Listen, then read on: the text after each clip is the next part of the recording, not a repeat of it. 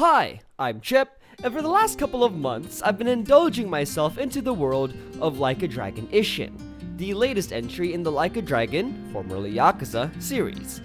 And honestly, I've been having a real blast with the game. I loved the setting, the combat felt like a blast from the past, and the story felt like a classic RPG storyline, meshed with a good historical drama. Here's the thing though. When I first started making this video, that's all I wanted to talk about, how I've enjoyed the game. But then I saw something really interesting on Twitter. So, can we all agree that this game kinda came and went, even in the fanbase? When I read what this user had wrote, my head went on a loop, because, yeah, I haven't really seen much about the game from other creators. There's barely any hype left regarding the game, when usually people would be so eager to dig deep into a game, especially an RPG game, as much as they could for the first year or so. There hasn't been anything on my YouTube timeline, Twitter, or anything of the sort regarding the game, while a game from the same franchise that came out years ago, namely Yakuza 0, still has a lot of presence online. And as a person who enjoyed the new game, I have to ask, why is no one talking about Ishin? But before we begin, I'm gonna have to ask you to subscribe and hit the bell icon if you want more content like this. Only a small percentage of you are subscribed, and you subscribing will help me out a ton with the algorithm, and hitting the bell icon will let you know whenever I post, so you never miss a video. Let's talk about the game itself for a bit. For those of you who don't know, the original Ishin is a Japan-only game, made so due to the fact that the game is set in Bakumatsu period Japan, an era of history that most people don't exactly know too well. Due to the low sales of the mainline entries in the West during the time, as well as the lack of confidence that a game based around Japanese history would succeed in the West, the game was never localized for global release. In spite of this, many Yakuza fans in the West think that it is a shame that it was never localized, due to the quality that the game had, from its story to its gameplay to its soundtrack. For years, fans have pled to RGG Studios to localize Ishin, and finally, their prayers have now been answered, due to the success of games that take place in ancient Japan such as Ghost of Tsushima and Sekiro. RGG Studios decided to take their chances on the ancient Japan train and work on a remake of Ishin for the West. The hype surrounding the game during its announcement was insane. Even I took part in it. With all the hype surrounding the game during its announcement as well as its release, it's weird that only a couple months after, the game is barely talked about by anyone. What happened? Maybe it's a problem with the gameplay? Well, no, I don't think so. The gameplay feels good, in my opinion. It's a blast from the past with the 4 fighting styles that you have available to you, as well as the multitude of heat actions that make the Yakuza battles so iconic. You have 4 fighting styles available to you: Brawler, Gunman, Swordsman, and Wild Dancer. They all seem to have their own perks, but for me personally, Swordsman and Wild Dancer seem to be the ones that are truly useful. I used the Swordsman style for the majority of my first playthrough, having the Swordsman skill circle completed before finishing the final boss. On my second playthrough, I decided to use Wild Dancer as my main style, and it does work, favoring speed over power and swiftness over precision. On the other hand, the Gunman style is really situational. It does have its uses, but for the most part, it's a distance-only weapon. And unless you prefer going pew pew than shing shing, there really isn't much use with the Gunman style. The Brawler style is fun, but that's all there is to it. It does minuscule damage, and the only use case that I got from it is Bowser swinging the enemies into oblivion. Yeah, call me a shitter, but that is just my opinion. The gameplay itself, though, feels good to play. Everything feels snappy, the character moves where you want to go, hits feel good, and the heat actions are as cool as ever. The only problem I have with the gameplay is that locking on an enemy still feels a bit wonky, but that's a minor problem. Overall, the gameplay is tight. And so, if that's the case, maybe the problem is with its story? Again, no. The story of the game is the reason why people wanted Ishin to get localized in the first place. I won't delve into the story in this video because I find the story to be really interesting, and how they tie in the real-life aspects of history into the game is quite fascinating. I'll be doing a deeper dive on that in the future, so look out for that. But what about the sub-stories, you may ask? In my opinion, they are alright. Some of them are your classic hilarious sub-stories, and those are very much appreciated. Some of them are very heartfelt, with stories of friendships and finding love. Some of them, however, are a bit of a hassle. One that I personally didn't mind, but might irritate some, is the one where you have to go around the city of Kyo and beat multiple criminals and criminal organizations. This quest does bring you a lot of money, and there is a sort of story to it, but it definitely is a hassle for the people who don't enjoy this sort of thing. And then there are sub-stories like the freaking talkative lady. This sub-story is legitimately boring to me, to the point where I didn't even start the side quest until like halfway through the game because of how she was introduced in like chapter 2. And after doing it once, I never continued it. I don't ever want to see her face ever again. That sounds a little harsh, but you know. Overall, though, the sub-stories were decent enough to be enjoyed. What about the mini-games? Why would you even ask about that? In Like a Dragon Ishin, there are many mini-games to choose from a singing bar, to chicken racing, to gambling, to fishing. If you're not feeling the main story or looking for sub-stories, the mini-games are there for you. One mini-game that I really am fond of is the Udon Noodle Cooking Simulator. It's a memorization game where you have to memorize the orders of the customers and give them what they want. It starts off pretty easy, but gets harder when you rank up further and further. Not only is this game pretty fun, as I could spend a solid hour or two just playing this game, but this minigame also generates you consistent income, which is quite nice. A big minigame that is very much marketed by RGG is the Another Life Business minigame, where you grow crops and fulfill orders to pay Haruka's debt. Now, I personally haven't really gotten into it too far, but it is nice seeing Ryoma's and Haruka's relationship develop. Okay, so if it isn't the story or the gameplay, maybe it's the graphics? Okay, first off, graphics does not determine on whether or not a game is good. Just take a look at Ultra Kill. And second of all, what are you talking about? Have you not seen the trailers to the game? The graphics look stunning, dude. The cutscenes in this game have some insane cinematography and direction. Just look at Ryoma's face in this shot. I think it's part of the marketing for the game for a reason. And outside of the cutscenes, this game still looks wonderful. Some of the locations that you visit look great in the afternoon, but come alive at night. A good example of this would be Fushimi, the first part of Kyo that you have access to. In the afternoon, Fushimi looks like a bustling town with lots of people around to do business, which is very cool.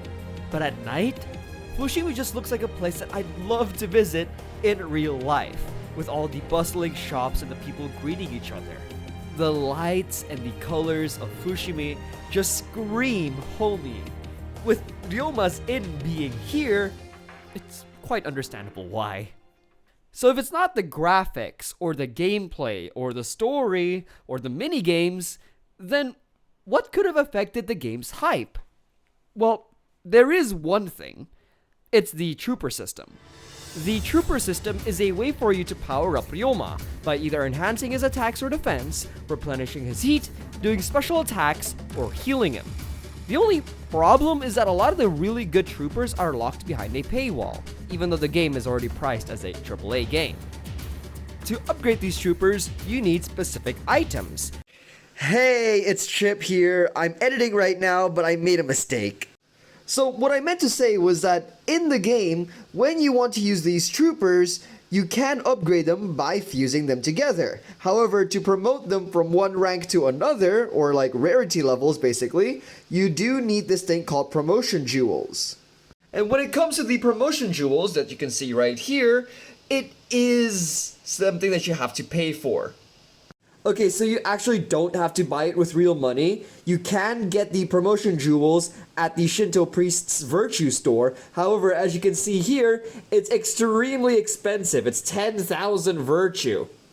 What's really funny though about this is that the Ishin item store used to be in the DLC, or like the DLC page. And in the DLC page, they have ratings.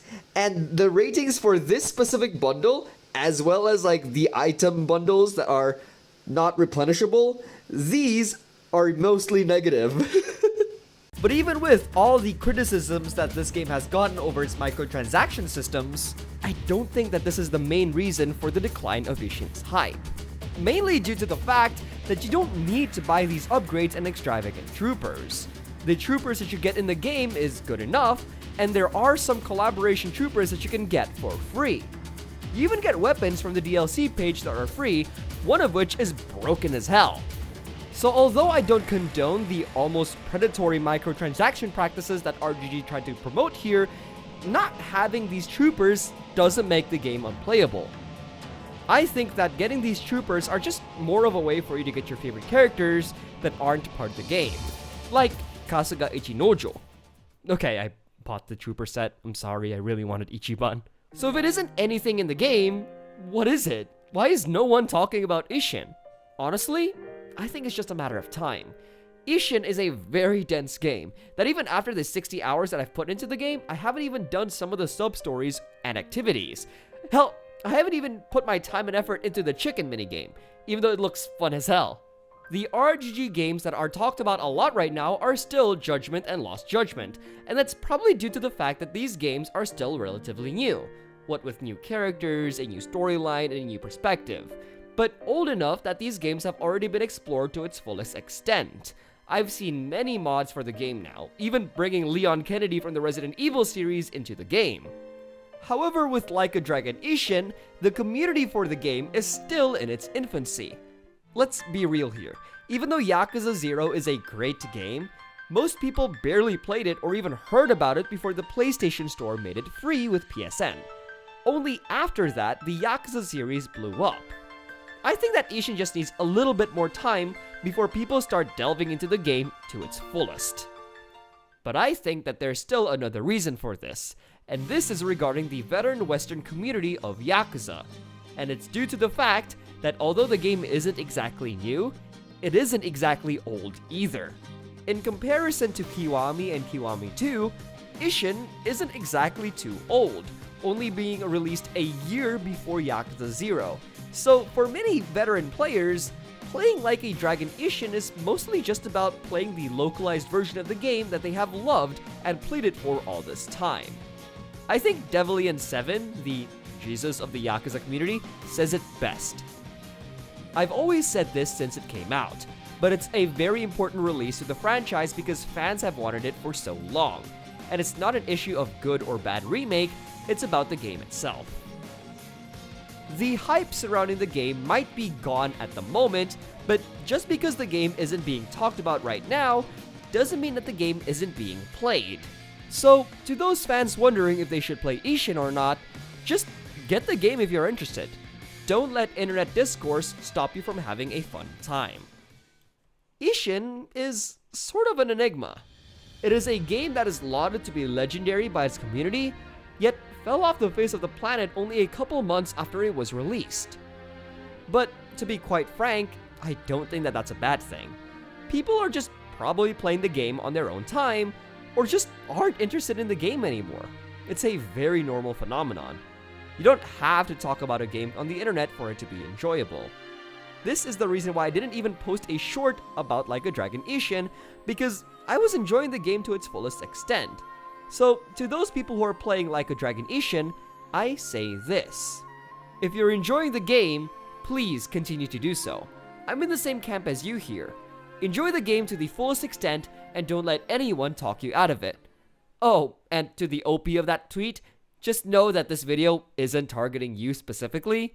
It's just something that I thought about after reading that tweet. So really, thank you for giving me the idea for this video. Thank you guys so much for watching this video. No, looky here, Chip's back and he's making videos. Well, yeah. I've been really busy as of recently, and getting this video out was something that I've wanted to do for quite a while. But as I said in the video, I have been playing Ishin for quite a while, and I've really enjoyed it. I know that a lot of people didn't, and although I didn't really address it in the video, I do understand why some people wouldn't enjoy this game as much as some of the other Yakuza games, or I guess nowadays it's called the Like a Dragon games. Speaking of which, I think that Like a Dragon Ishin has one of the best stories in Yakuza, and a lot of you will probably disagree with that, but that is, again, my opinion. Whenever a video game gets me curious to sort of research into its lore, or learn about its history, and learn about its background contexts, it goes up in my books.